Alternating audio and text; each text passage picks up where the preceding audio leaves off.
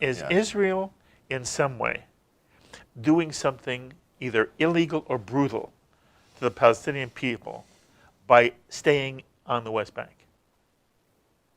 They're engaged in an occupation which will have to, at least in part, ultimately end.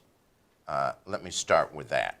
I want to be careful about the word brutal because that suggests that day by day that they're brutally treating the Palestinians. Well, that's how it's described. I don't believe that there's an answer in the short term to end the occupation. I do believe it's an occupation and it must ultimately end if Israel's to be a Jewish and democratic state. Okay.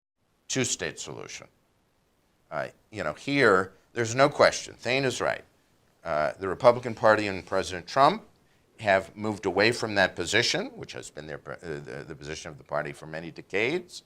They no longer use the term. They don't absolutely preclude it, although they seem to strongly suggest that that's not the direction in which they're going. How does that where does the Jared notion of this peace plan presented by the administration fit into the notion of they're against the two-state solution? Well, because they're pressed on it repeatedly by people who want to know, is this your goal? And it's not your goal. Is there an openness here to this as a possibility for at least being a significant element of a solution?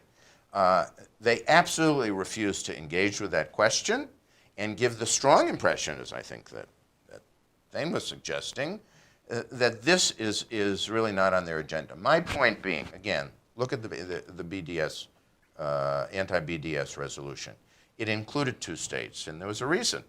And that is because the Democratic Party, in fact, does support the idea of two states, which has been the position of both parties, again, for many decades.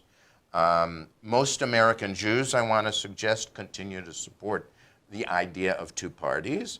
And Two states. Two states.